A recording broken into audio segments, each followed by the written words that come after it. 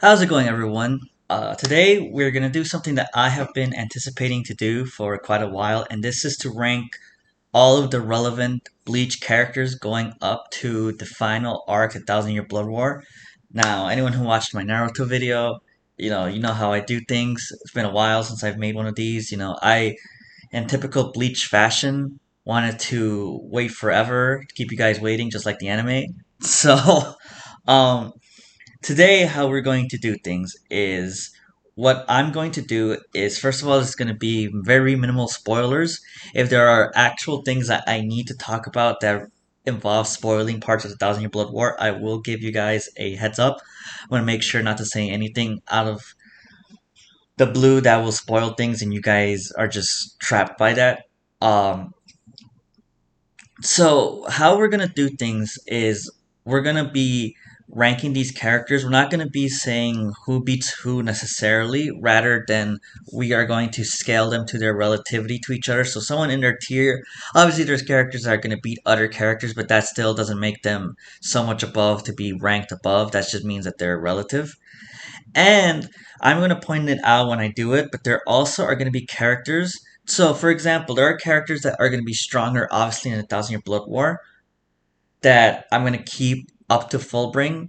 And what I mean by that is, for example, there are characters who, most generally, is going to be Bankai. Characters who have Bankai that did not use them in this scaling that uses them in a thousand year. So if they have that, I actually will be taking that into account because that is a skill set that they could have used but didn't. That makes them relatively stronger. They just didn't use it.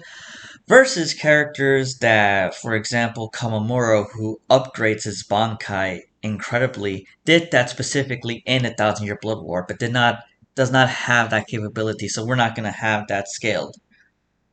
So other than that, let's get started.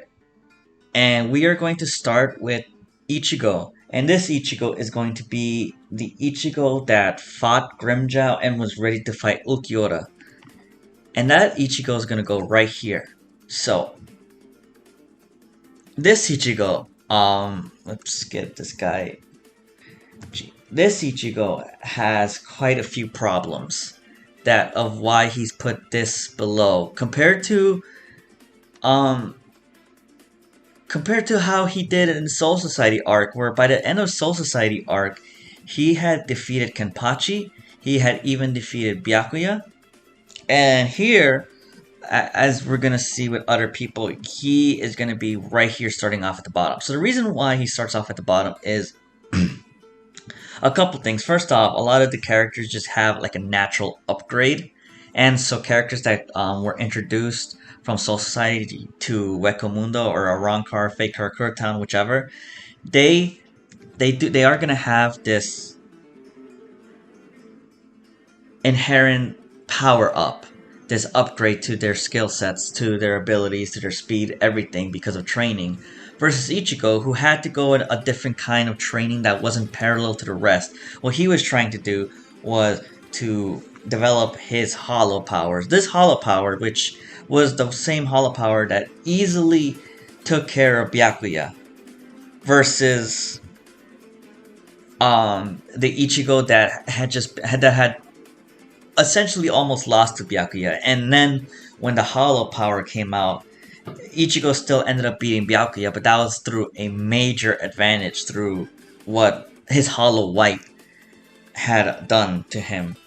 And this Ichigo, right? This Ichigo isn't trying to get to that power. What this Ichigo is trying to do is he's trying to actually control that power, sustain that power, and then once those are done, once all that's done, to still reach a level that is to that Byakuya. Which we kind of see against Grimmjow, but I do believe it's still relatively weaker, as we'll also see. And speaking of Grimmjow, we're going to next rank him relative to Ichigo. Because I do believe that although Ichigo does beat Grimmjow, it was a very even fight. It was a kind of fight that if they were to fight 100 times, 51 times, Ichigo probably wins, maybe 52. And due to that, then, I think it's fair to say that Grimmjow does reasonably well with Ichigo. And Byakuya, who this is the Byakuya who fought Yami.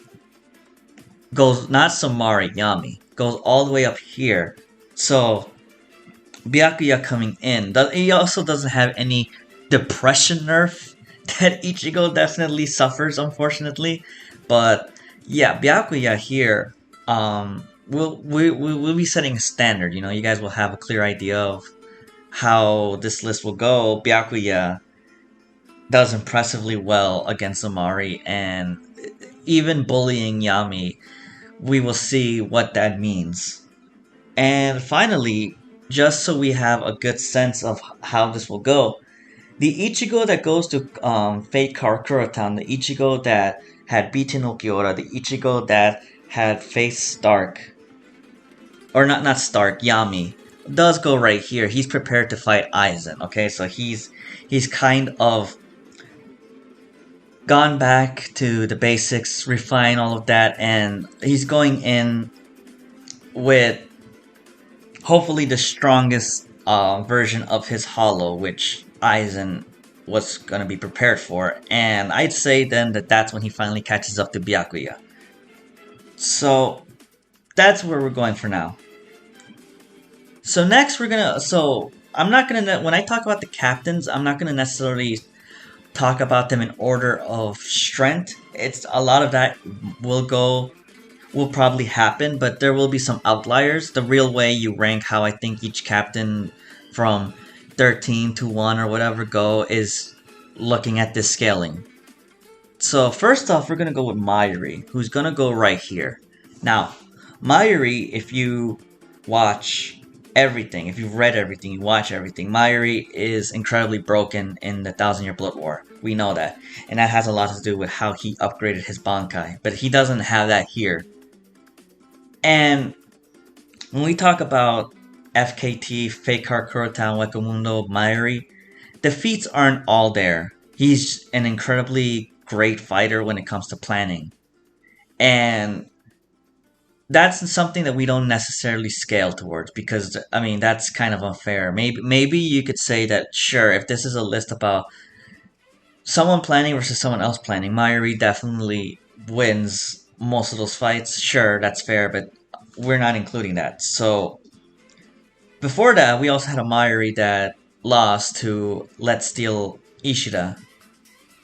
And that's not fair either because that's incredibly overpowered. But there's no feat there. He just barely... In base, he does fine against Ishida. And then he beats Zylporo, which is number 8, which is one of the lower ranking Espadas. And not only does he only beat a very low-end Espada, but he also comes in with planning, which isn't necessarily fair. So, because of that too, we're going to put Zylporo right here. Now, Mayuri comes in with all the planning while Zylporo does not. And when we look at how Zylporo does against Mayuri, all the things he does damage with Mayuri we see are planned out. We don't get to see how it would have gone had it been both of them with no knowledge. Then the only mistake Zylporo does that doesn't involve Mayuri's planning is when he uses his Phoenix Resurrection to come out of Nemu. And that was the fatal mistake. But other than that, we don't see anything between Mayuri and Zylporo that doesn't make me think that Mayuri should be going any higher based on his feats. But it wasn't a fair fight. So next up, we're going to go relatively higher. We're going to go with the next strongest captain that I believe, and that's Kamamura. And the reason why I put Kamamura here is because of the fact that I'll put Noitora here.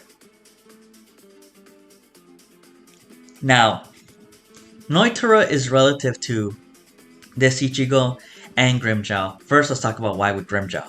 With Grimmjow is weakened. He's close to death, and he's off-guarded. All of these factors attacked by Noitora, and Noitora can't even finish that job. So, no, that's not really impressive with Noitora, and not only that, but then he also fights a weakened Ichigo, which this Ichigo is going to fight Ulquiorra, first release, who's number 4 over his number 5. So, these are the factors that, first of all, I don't see him being higher than Grimmjow or Ichigo. He probably beats Grimmjow for sure, but based on the fact that he can't even one-shot or finish off that level of a Grimmjow, I don't think is that impressive. As for Kamamura, I think it's simply based on the fact that I don't think Kamamura has done anything that impressive. That means he'll be able to beat a first resurrection Ulquiorra.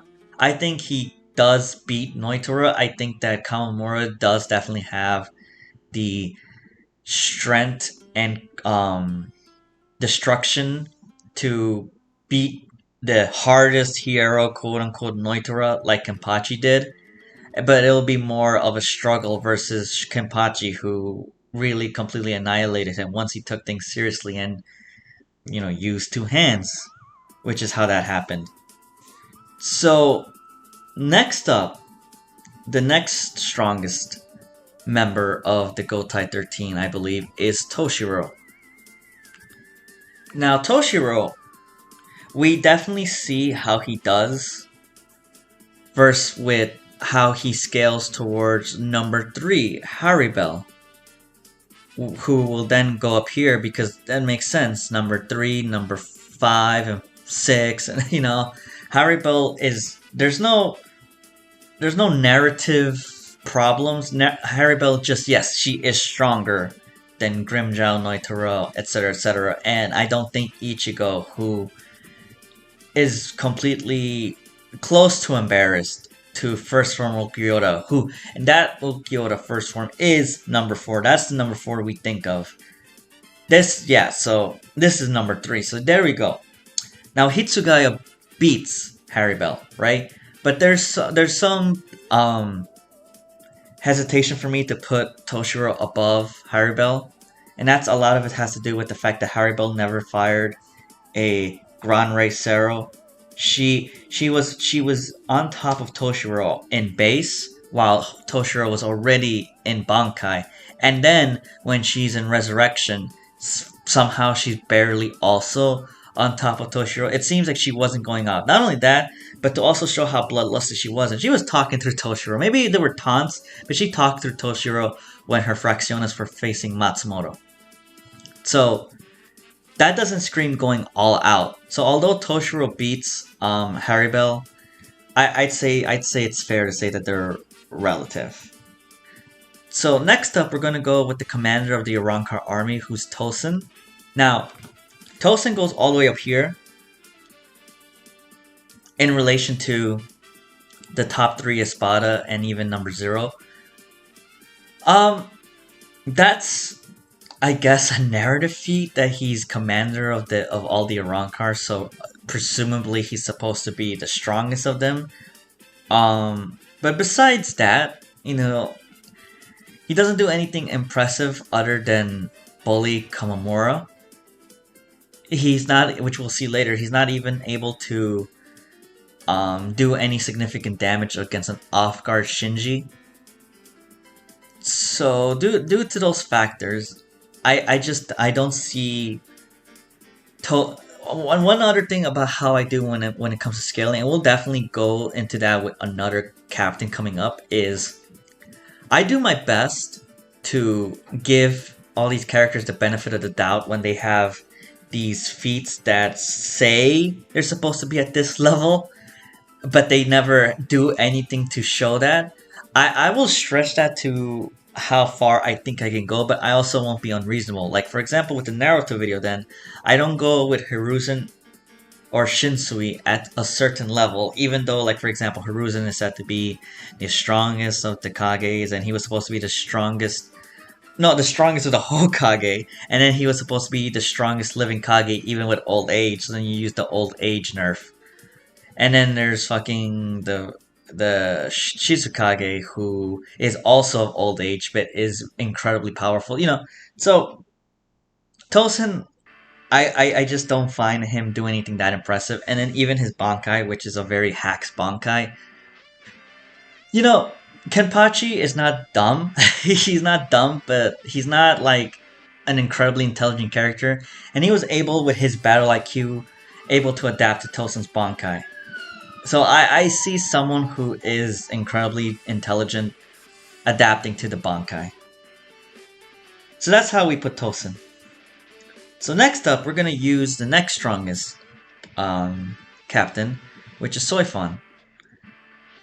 And just to highlight Soifon's placement here, we're gonna put number 2, who, like I said, with Haribel and against Noitoro and Grimjow, there's nothing really narratively contradicting that.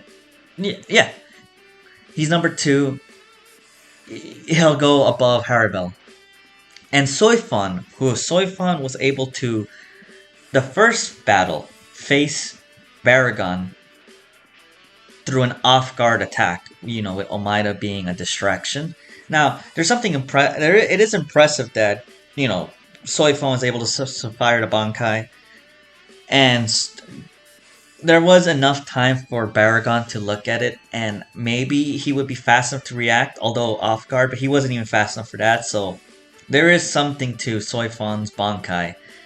But Soifon also is just incredibly fast. She is rivaling in speed, maybe only with Yoruichi, for example. That's what it's stated. So, and 2 stings, she's capable Shunpo fighter. I mean, I think it's fair enough to put her. I mean, she did fine against Baragon in terms of at least having the destructive ability for her Bankai to incapacitate Baragon. So that's not enough to scale her to him, but I think it's fair enough to put her at this level. Now, finally, before we round up a little bit at the bottom, we are going to go with Nell, who will go right here. Now, Nell was a former number 3, and then we're told that we're told by Noitoro that, hey, being at that number doesn't mean a lot because we all got stronger. The scaling just completely changed up. So that number means nothing, and I'll be able to defeat you. But what we saw was Nell embarrass Noitoro. We saw that Queen energy take out that toxic masculinity energy. So good on Kubo for that too. So she scales above Noitoro just on that alone. How she does against the rest of the characters, I don't think she beats Haribel. I think if she's bloodlusted, she might actually do good against everyone, but maybe Tosen. So that's why I'm ranking her there. So now let's go ahead and we're gonna go and iron out the bottom. So first of all, Araniero, he's number 9. Pretty cut and dry. Not only is he number 9, but maybe you go like, oh, but maybe that ranking doesn't mean something. She loses to Rukia, Lieutenant, non-Bankai Rukia. So, yeah, he's not going higher, and she's not going higher, because she basically almost, you could say the equivalent of was a draw with Araniero, so she's not going to go higher. Then, we're going to go with Renji, who struggled to beat the person above him, did not beat him. And he had help with Ishida, who's also gonna go at this level right here. They couldn't beat Xyloporo 2-on-1, sometimes 4-on-1 when it came to Nell's friends. So pretty sadly embarrassing for them. But that's where they're going. And then finally, Zamari, who doesn't do that impressive against Byakuya. And getting around the fact that Xyloporo has a pretty crazy hacks that with Ryatsu negging, which we'll talk about later, I don't see Zamari doing so much more impressively against Xyloporo or Mairi. He's just a very straightforward, not that strong Espada. Being a number 7. So that's where I'm going. So we've ranked Baragon, right? We have Baragon right here. He's number 2. I think based on some feats that Byakuya and just a narrative sense Ichigo does, yeah, they will scale above Baragon, right? But next up, we're gonna go with uh, another relatively questionable, strong captain. Maybe should be going higher, but based on what we're presented, the next strongest captain, which is Jushiro Ukitake.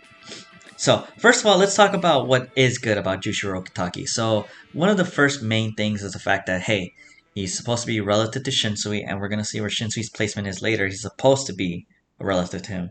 Another factor is the fact that he is stated in the following arc to have the most spiritual pressure out of all the other captains. So, that's, that's strong, that's important, right? But firstly, oh, and finally, it seems implied that when Ukitake stepped up to Stark, also just Shikai, just like Shinsui, it seemed like they were interchangeable in how well they could do against Stark. And based on when we're gonna place where and when we're gonna place Stark, that's a pretty nice feat too. We just don't see it, but it's implied that. But why isn't he relative to Shinsui, for example? Or why, besides lack of feats, are we going to put him here then? The sickness nerf. He's just incredibly fatigued. He doesn't show. He has both the capability to, on paper, be incredibly powerful, but then we also see objective nerfs to that. And not only that, but then when Aizen's reinforcements come, that's Wonderwise, right? Wonderwise and Stark, they off-guard both characters, with Wonderwise showing speed to completely blitz Ukitake off-guard. And Stark, relatively the same, but they were at a closer distance, also takes out Shinsui. But Shinsui gets back up and completes the fight and gets to fight Aizen while Jushiro is incapacitated the rest of the fight. So I think, for example, this fatigue problem, or maybe even a durability problem, maybe a glass cannon type of character, I think we see the level of non-relativity he ends up having on paper or in action with Shinsui. So now we're gonna go with Stark right here, and again, this is how I kind of said it. Stark seemed pretty relative to Ukitake. And Shikai. Ukitake seemed to be confident enough that he would do the same job as he would with Shinsui. Stark also easily comes up here because I think, yeah, kind of like with the 1-2 blah blah blah blah, he is stronger than Baragon. Now, some people might go and say, I've heard this theory that Aizen put Stark number 1 because he wanted to humiliate Baragon and make him number 2. So not only was he king of Wekamundo, but then when he assembles the army subjugating Baragon, he doesn't even make Baragon the leader of the Arrancars in terms of from 10 to 1. That's a nice theory. It seems in character, but it's only a theory. There's nothing that supports running with it. In fact, I think one of the most best supporting refutations to that is something I feel Kubo did intentionally, which would show that Baragon, who's king, is surrounded by hollows, versus Stark, who was in complete isolation because hollows around him, he was so strong, and he split his soul into completely disintegrates hollows around him. And finally, although yeah, so we saw that supposedly it seems relative that Stark and, or not Stark, Ukitake and Shinsui were to do relatively as good with each other. Based on where we end up putting Shinsui, Stark, not only putting Shinsui on the edge in Shikai, sure, it's Shikai, so people might think that, like, yeah, that's unimpressive, you lost against a Captain Shikai. Shinsui's no joke. Okay, he's no joke. And not only that, but Shinsui also off-guarded Stark. So when their final fight started, the one that led to Stark's defeat, Stark was, yeah, he was off guarded. He was focused on beating Love and Rose almost in humiliating fashion when he's a little more serious. And yeah, Shinsui off guards him, and that leads to a severe disadvantage to when this second final fight starts between them. So that's where I put them. Finally, Yami.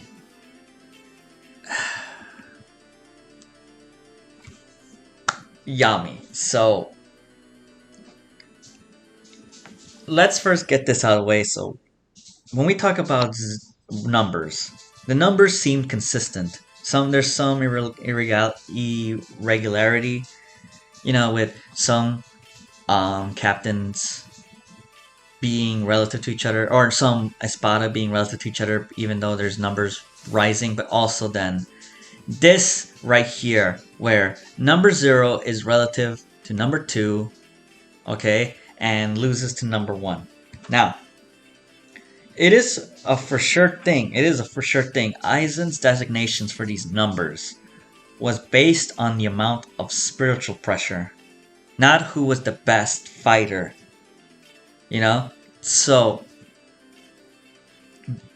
because if you want to say if you have more spiritual pressure, you automatically win. I don't think so at all. I don't think that's how that works. And Yami is a dum dum. he's pretty dumb, So I think whenever we talk about people being higher, this is kind of always implied.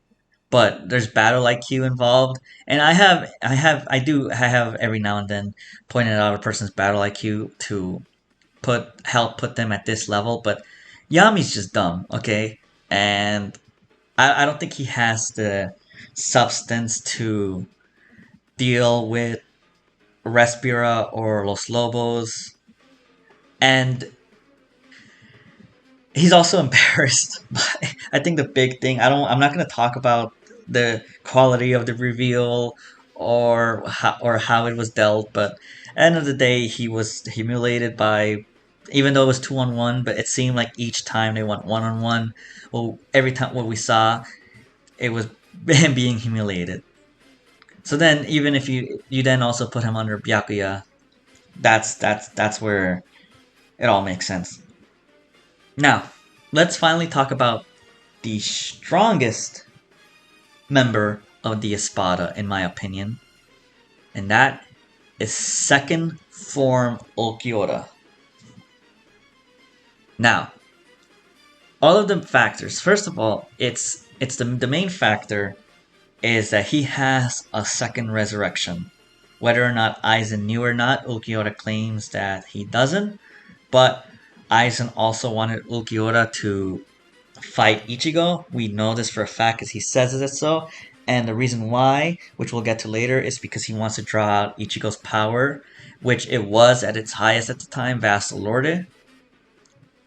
So, whether or not he thinks that first resurrection would have done that, maybe it would have. But based on how powerful Vassal Lorde is compared to second form, Aizen might have known.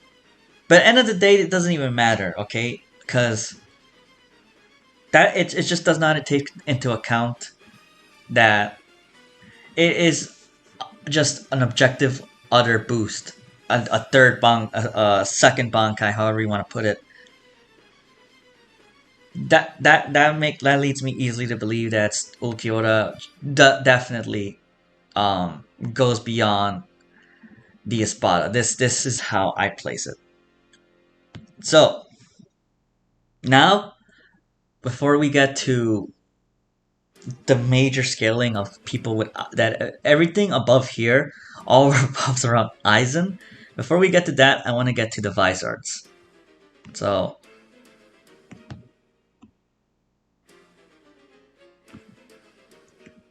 pretty simple. They're not that impressive.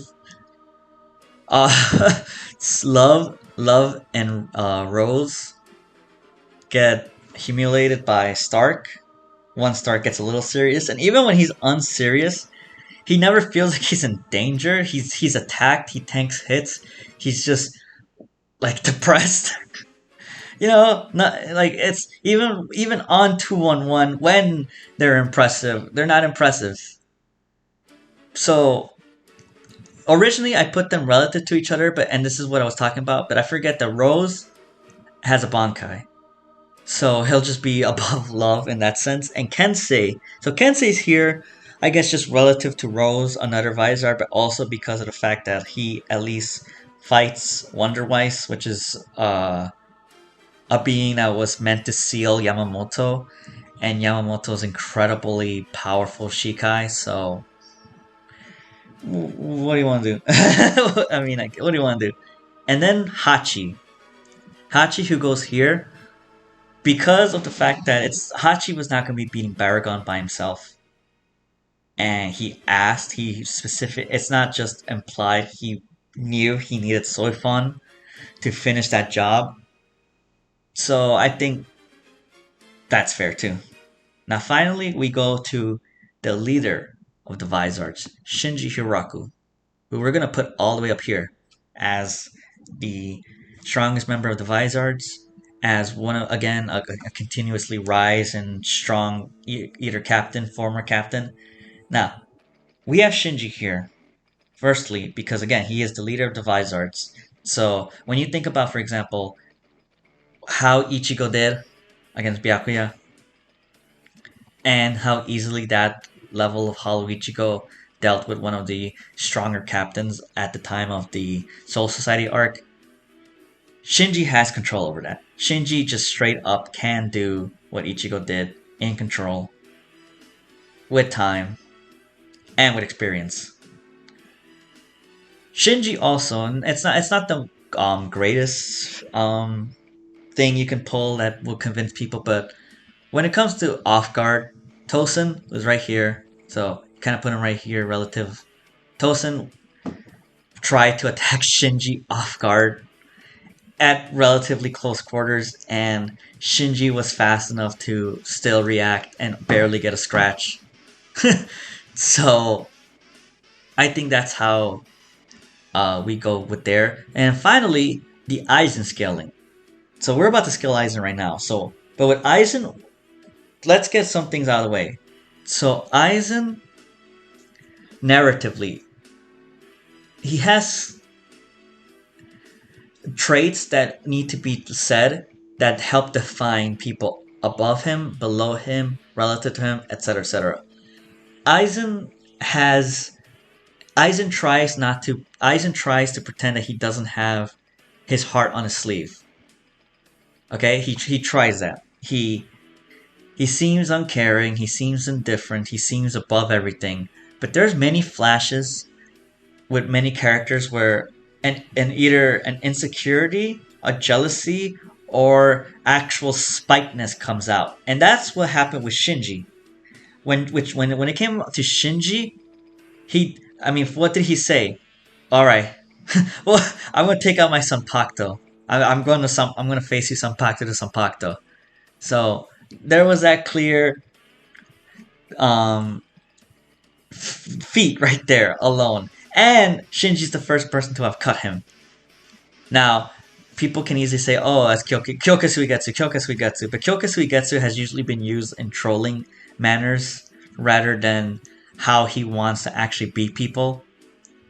Um, like again, like later on with when he stabs Hinamori. But here it's I don't think that he let him believe that he cut him. Because again, he was approaching Shinji in a different way that he will end up approaching other characters later. So it seems like Shinji definitely hit Aizen, and that's something that again no one else had done. Finally, his Shikai is just very hacks. It's very very hacks. It was it's dealt with by one of the strongest characters in the verse at that point. So it's not necessarily fair to say that because that character dealt with it, it doesn't. Shinji even has confidence to say the stronger you are, the more fucked you are facing the Shikai because that's how much it warps your battle instincts. That's where we're putting him. So now let's go with Aizen-sama with Chair-sama. Although you can take Chair-sama out, I think Aizen still competes the same. That's Aizen is just incredibly strong, and Kyokai Suigetsu is incredibly broken.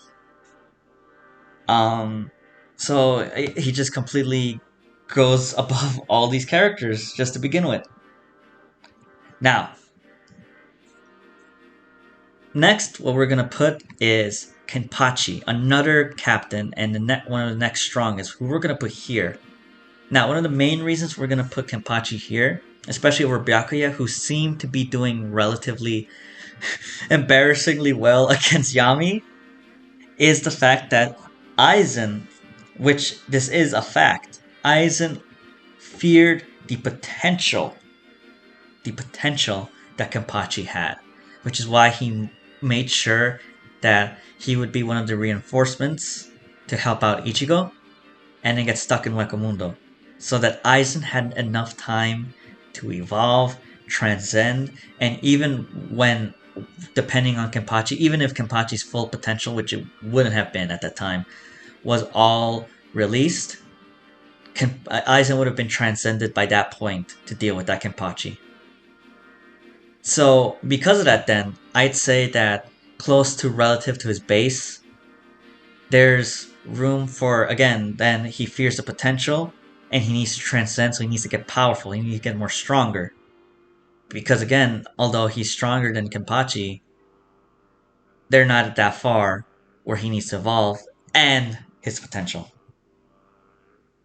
So next up, we're gonna go with Yamamoto. And Yamamoto is very important to scaling, especially when it comes to base Aizen and all forms of Aizen. So, this Aizen, right? The base Aizen that we have so far. He did not feel confident facing Yamamoto Sanpakuto to Sanpakuto, spiritual pressure to spiritual pressure. He says this as much. And then, next we have to deal with, trolling XD Aizen. No, once Aizen, when Aizen was ready to fight Yamamoto, and it seemed like Yamamoto had Aizen in his grasp, that's when he brought out Wonder Weiss, and he made sure Wonder Weiss sealed his Sanpakto. If Aizen was not worried about that, why the fuck would he even bother? What is the point? Okay, he took the calculated step to make sure that he himself does not fight Yamamoto at the time that he fights him. And so, why is Yamamoto also so above base Aizen by a whole other tier? Because Yamamoto doesn't even use his Bankai against that. So imagine how that would have looked. He's already scared of Shikai Yamamoto. Yamamoto has his Bankai. So that's how I put Yamamoto. Next up, we're gonna talk about Kyoraku Shinsui, who we're gonna put here. Now, what are you talking about? Base Aizen dealt with that Shinsui easily. He was one of the many people who were just cut down. That's true, but normally we would put him here because he beat Stark, you know. But Shinsui has a Bankai. Okay, that's something that wasn't shown. He has a Bankai. He didn't, and we know why he didn't use it. He says it as much. He alludes to it in the Fake Kurotan arc, and he kind of straight up says why. Not why he didn't at the time, but he straight up gives reinforcing answer as to why, which is that his Bankai is an AoE attack. Okay, it affects his surroundings. It'll affect his allies. He doesn't need to do that. He doesn't want to do that. He even hopes when he does finally reveal his Bankai that, oh man, you know, I really hope it doesn't affect people, you know? And not only that, but again, no spoilers, and for people who know, based on what the Bankai actually is, I don't even know if Kyokai Suigetsu will work in that surrounding.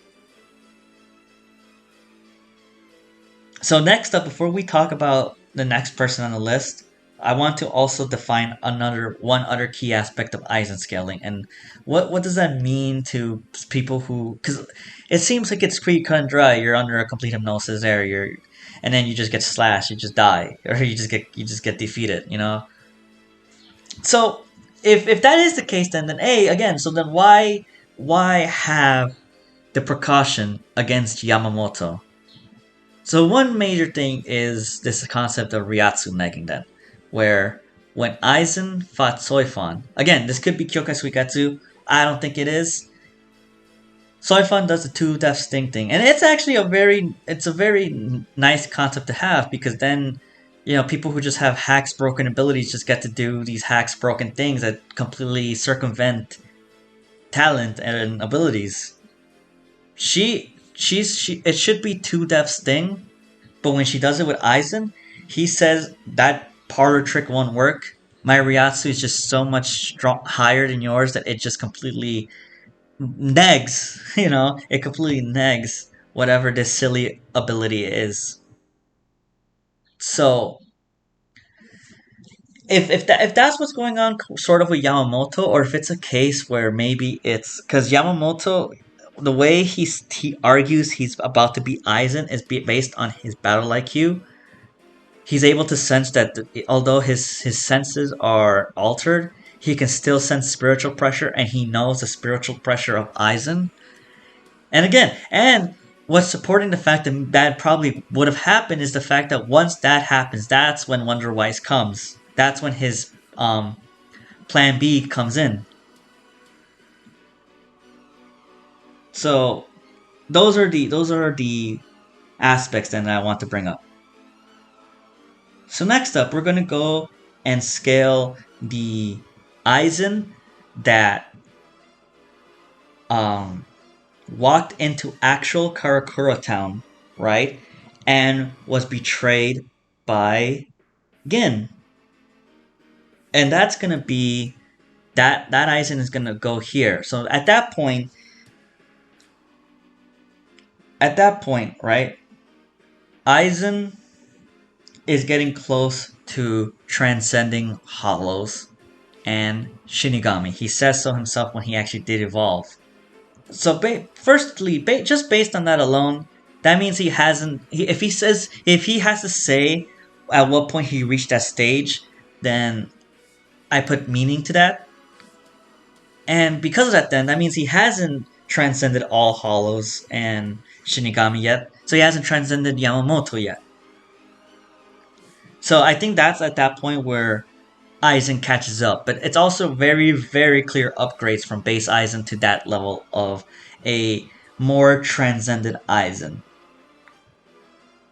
So next up, we're gonna finally talk about Ichigo in a good light, which I'd say is, about time.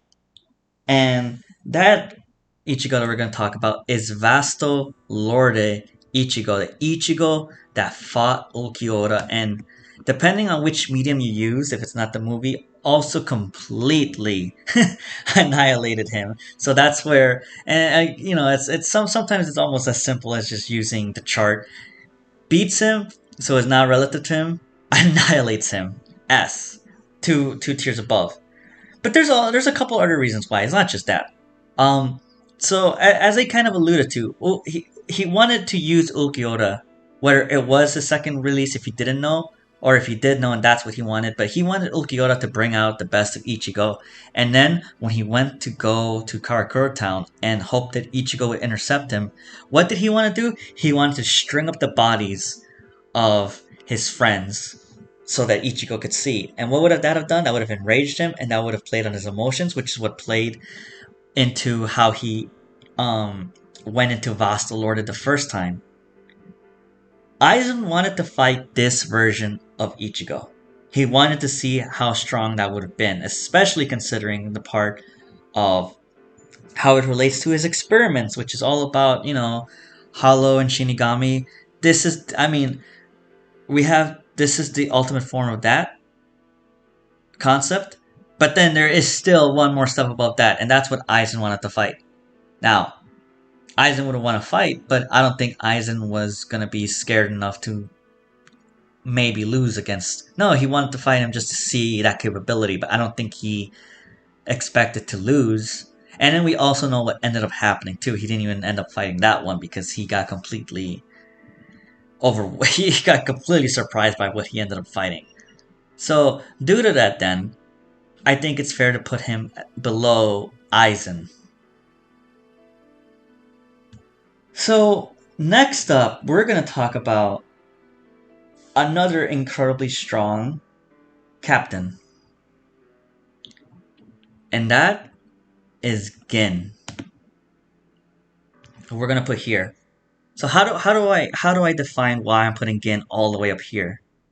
Now, again, we talk about how people react, how people scale around the Aizens. I said that this Aizen right here that we have currently at its highest Aizen is the Aizen that got betrayed by Gin. So what Gin does is he lies about his Bankai, and he reveals to Aizen what his Bankai is, and once you're struck, he is able to leave a chip of the blade that is a poison that destroys things on a cellular level. And here's the thing. Well, first of all, I mean, let's get this out of the way. If Gin were to fight that Aizen, Gin loses. He loses, okay? Straight up. Okay? But why is he so up high here? Especially not a little bit lower than that Aizen if he does get destroyed by it.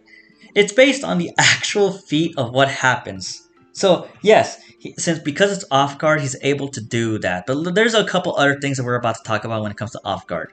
So the basis of this is the fact that when Gin's Bankai hits Aizen, it does. If it's not does kill him, it basically kills him. It leaves a hole in his heart. He falls, he collapses, and he even admits that, dude, I legitimately thought that I was done for there. Thank you, Gin, for helping me evolve. Because the Hogyoku evolved him further because he had, if it's not death, been on the brink of death, which no character at that time had done. So that is the destructive ability of Gin's Bankai, okay? And you take that Bankai, he hits anything else, we're talking about Aizen durability. That's how insanely scary his Bankai is. Now, let's get some factors out of the way. So, was it off guard? Was it not off guard? I take the belief that it was off guard, which is me admitting that isn't a good thing for Gin. But I will say it was off guard. As I mentioned, Aizen pretends not to have his heart on his sleeve. The thing that happens when Gin betrays Aizen is he says, "Oh, I knew you were gonna do that." Not only does he so he brings up that up, so he gets to have his moment that I knew that was gonna happen. But then he adds, so this adds to the narrative that he really didn't understand what was about to happen. If this is it, then I'm sorry, because he says he wanted to see how it would go. I think that's a lie. Okay. Maybe maybe he knew he was gonna betray him, but he definitely didn't know at the time, as that was about to happen, that was coming. But then, if you say it was not off guard, then Gin, especially, I'm not gonna place him higher, even if it was off guard. Okay, I'm not, but that's even more impressive and more justifiable for Gin to be on his placement then, because if it was on guard, the on guard would be that when Gin touched his blade, that he knew that he was about to betray him. But then that means he didn't have the speed to dodge that. Sure, maybe the last second on guard, or maybe on guard but just too close to actually, no matter what, no matter how fast you are, react. Maybe that happened too. And maybe the Bankai was fast enough to hit Aizen on guard, and that means that the Bankai is just that fast that it may scale to Aizen's speed. I mean, we did see that holding back holding back Gin's Shikai slash fake Bankai, was able to keep up with fake Karakura Town Ichigo, and he was holding back easily, kind of toying around with him. You know? So, because of that then, so for example then, lastly then, so if Gin were to hit the base Aizen, but seeing how regular Aizen did and then base Aizen, yeah, so there you go. So that's where that's why I put Gin in that placement. Okay. So next up we're gonna talk about Kisuke Urahara, who we're gonna put right here. Now, Kisuke Urahara is very unique to talk about. So as we talk about that, we're gonna talk about the people who helped him out. And that's gonna be Ishin and more importantly, Yoruichi, who is more important in scaling, because I think Ishin just scales to Yoruichi based on him being a former captain, but then seemingly doing as relatively, well, to be honest, bad against crystallized Aizen. And Yoruichi goes here simply because it always seems like she's kind of close to being in relativity with Byakuya, sometimes a little higher. The thing is, Byakuya's training was so significant, and we don't see that level of results from Yoruichi that I'll just give the benefit of the doubt. I'd say Byakuya probably does beat Yoruichi, the one that comes to fight Aizen, but I'd say that that's the relativity. But, so Gin, or not Gin, Kisuke. So why do I have him here? So first of all, Kisuke against Aizen, base Aizen, close to base Aizen maybe. Kisuke is the first person out of everyone to force Aizen to evolve. And Aizen does admit that. So he uses powerful Kido and he forces Aizen to evolve. But the only reason why he did that is because he wanted to plant that Kido. He wanted that Kido to be planted with another Kido, the Kido that would seal Aizen. Okay? So, this is very weird. Aizen was holding back when he was fighting Yoruichi, Ishin, and Kisuke. Okay? He was holding back because both based on the fact that he was that powerful compared to them, but also because of the fact that, a little bit of play, a little arrogance play, but Kisuke was holding back too. Because he knew and he dropped hints about this. He was like, Aizen's gloating about having the Hogyoku that Kisuke created. And Kisuke's like drops comments about how, you know what, I think you don't have full mastery of the Hogyoku like you think you do. And that plays into what happens at the end. He's prepared. He had the Kido ready. He laid out that comment. And he knew what his intentions were. Let's just say, for example, that Kisuke is strong. He actually is strong enough to continuously beat Aizen, right? The crystallized form. So this isn't even the Aizen that we have in A, right? It is the crystallized form, right? Let's say that Kisuke is able to beat Aizen, right? Kisuke and almost no one else is strong enough to just utterly destroy Aizen to the point that, again, because he would have always kept evolving. He would have always kept evolving no matter what. And Kisuke, again, knew that. So, what is the point of Kisuke needing to continuously beat Aizen only to make him get stronger and stronger? Especially if his contingency plan is Ichigo. Just hey Ichigo, I know you're supposed to beat Aizen. Here is the strongest possible form of Aizen that you can fight. No, he goes to the lengths of being able to plant the Kido, and then that Kido does result at least in the forced evolution. But Aizen will not notice that because again he's thinking that, oh, okay, this is Kisuke's going all out. I acknowledge that, blah blah blah. And then but here's And the final factor is the fact that Kisuke also has a Bankai. That's not accounted for. So I might have put him in A based on the factors I was talking about, where there's a questionable, undefinable part about that fight, but then he has the Bankai. And it's a very powerful Bankai, might I add. So next up, so I want to tell everyone this right now. If you don't want to get spoiled, you're gonna kind of get spoiled just based off what you're about to see, but you don't need to be spoiled about the specifics about this moment coming up right here. Okay, so go ahead. Um, I'll leave a comment pinned about what time, because this is the only major spoiler I think. Because I've been very careful. This is the only thing where I have to talk about this in a way where I have to kind of spoil it. So if you don't want to get spoiled, go ahead, read the comment about where this character will lie, okay? Next up, we're going to talk about Unohana, who goes up here. Now, Unohana probably beats everyone on this list. Give or take some factors, including the fact of how strong she did actually get in between um, Fakar Kurotown and Thousand Year Blood War, where Yamamoto made sure for this wartime effort that everyone was at their strongest, versus maybe there. I mean, this is headcanon, versus Unohana taking the main priority of just being a medic, you know.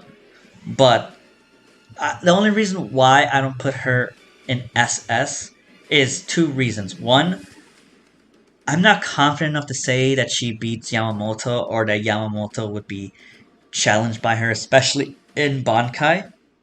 But then also, it's already kind of weird because Unohana is this level of strength. She was the first, and this is the real spoiler. She was the first Kenpachi.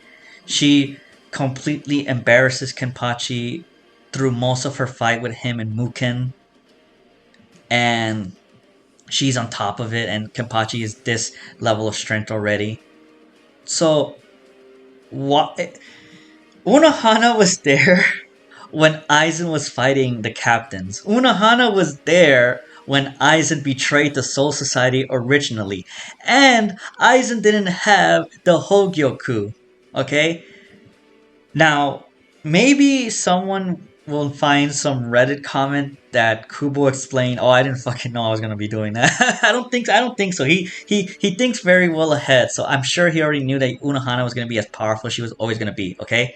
But the issue is that at the end of the day, why didn't those things happen? I usually don't like using like plot holes or to or plot inconsistencies to scale things or to even rank an anime. It's just like I feel like it's just like a very mid 2000s. Let me make a listicle uh piece on BuzzFeed or something to like, oh, things that Kubo missed, like.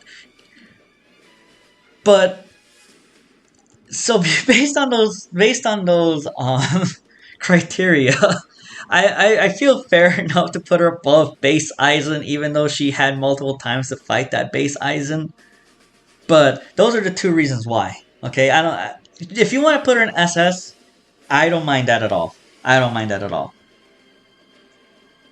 So now, before we go to the last stretch of everything that's important, because we're gonna bring up another character. Let's actually talk about the Fullbring Arc.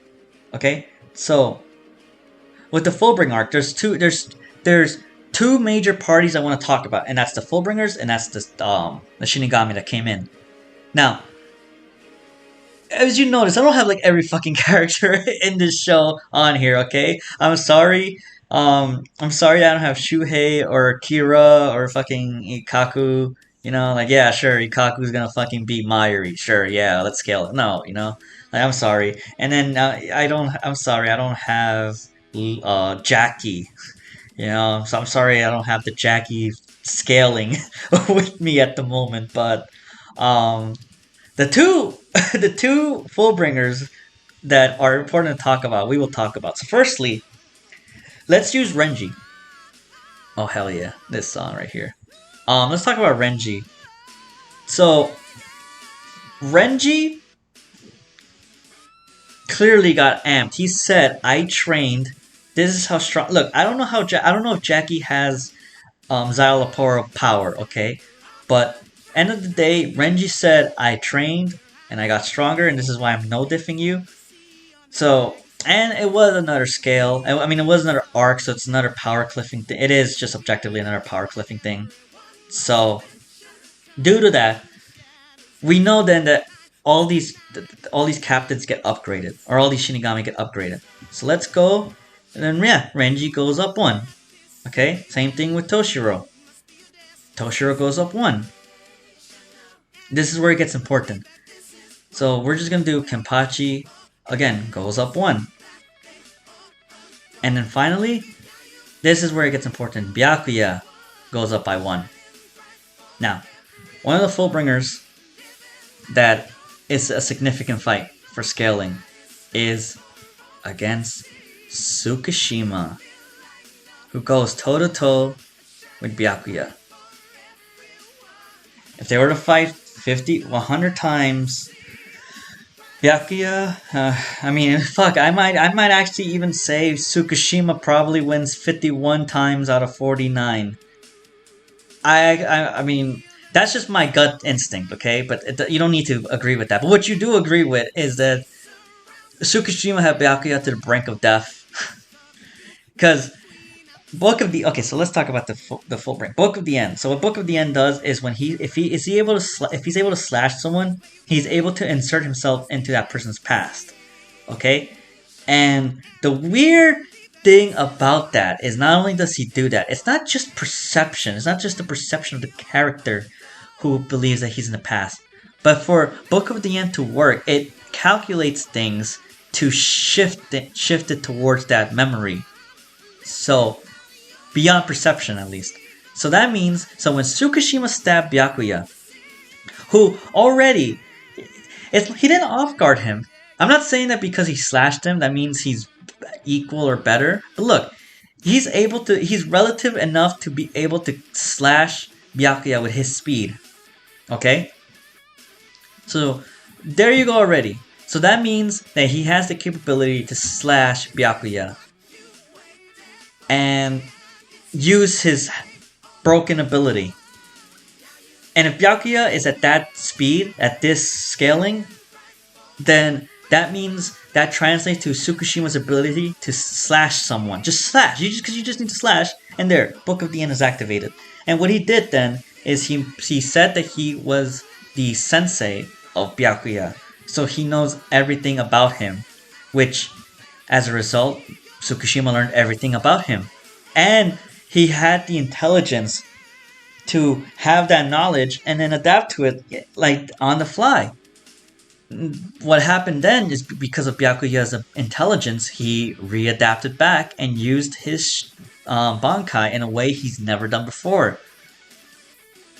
So I'd say they're relative. So Tsukushima goes up there. And then, I'm sorry, maybe the most controversial thing I will say, because Tsukushima says that Ginjo is stronger, and because Ginjo took all of the Fullbring powers from Ichigo, which was the point of the entire arc, and he took the majority of them, so he got boosts from Ichigo, and the fact that, like, okay, look, Fullbring Ichigo is very overpowered, okay? So, cut him some slack, okay? So he's not, even if you disagree with this placement, he's not, like, weak at all, okay? He just got embarrassed by a very obviously strong character. But, because of those factors, you just put Ginjo above Tsukushima because of statements. And I haven't played a statement card really, so if you're gonna give me one statement card, let me have that one, okay? Cool, thank you. So finally, we're at the end. So let me take one sip of tea. Let's go with Fullbring Ichigo. Since we were talking about Fullbring, we might as well end it on that.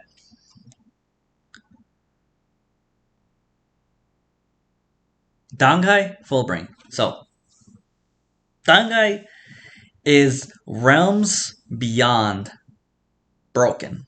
Okay?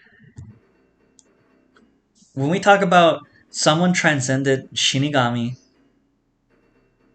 and which is the Monster Aizen, which is going to be right here. We're going to rank him soon. We're talking about surpassing Shinigamis, surpassing Hollows, being the strongest out of everything. Here comes fucking Dongai Ichigo, completely embarrassing and negging that Aizen. Okay, so Fullbring, Fullbring is just a restoration of the majority of Ichigo's powers, which Ichigo powers is beating Aizen. Okay, um, it's not the same training. It's not the same um method of getting to that level of Dangai, which is so uniquely Ichigo, which is so uniquely a situation that made him be at that Dangai level, okay? This Fullbring was a restoration of his spiritual pressure to its maximum that he always had, which that spiritual pressure always sensed Aizen even way before all of these boosts, that this Ichigo right here could sense Aizen's spiritual pressure. Okay, so it reached out all of that potential, all all of the depression nerfs, all of the hollow nerfs, all everything. It's all restored, and you get all the Senkai boosts that Ichigo got throughout the entirety of the show. You get to that Ichigo. And then you get to Dangai, which is something that's completely unique to the series. So then, we're gonna go with a combination of Butterfly Aizen and Monster Aizen, because they're really the same concept at the end, is that above, transcended above Hollow and Shinigami, and will continuously evolve. Okay? So, realistically, in some ways, it really should just be either there should be an SSSS, and then Aizen is just an SSS, right? Because that's how in the anime it is, right? Because Dangai. I mean, it might even be that Ichigo is SSSSS, and Monster Aizen is SSS. It might even be that, okay? But because that's how it is portrayed. But once we started reaching the fight, Aizen was finally damaging Ichigo somewhat. I mean, Ichigo also was kind of holding back, but like the holding back Ichigo was finally being hurt. It's this concept then that Aizen was always going to evolve. So there was a point where, again, if Ichigo did not use Mugetsu, Aizen would have gotten relative to him, and then he would have even gotten stronger than him. So all that conceptual stuff put into place, yeah, he's relative to Dangai Ichigo. What he's not relative to, and what no one is we're finally getting to the end. We are at the end. Mugetsu Ichigo. Now, Mugetsu Ichigo, one attack, just completely destroyed the most transcendent version of Aizen possible, who Aizen cannot even sense that person's spiritual pressure. And that's it. It was cut and dry simple. Just completely destroyed him. Destroyed him to the point that he changed his perspective on life in general, and then that's apparently even unknown to Kisuke. That's probably why the Kido finally worked and why the Hokyoku had rejected him. Kisuke has his own ideas, Ichigo has his own ideas, but end of the day, beat him so bad that the Hokyoku rejected Aizen. And Gin beat Aizen with the off guard attack, and even then the Hokyoku was still like, yeah, let me recover you. So that's how badly Katsu destroys Aizen. So yeah, I don't. Maybe I didn't even need to explain that. If you've made it this far in the video, you know Bleach at least a bit enough to know. Yeah, Mugetsu is just over everything.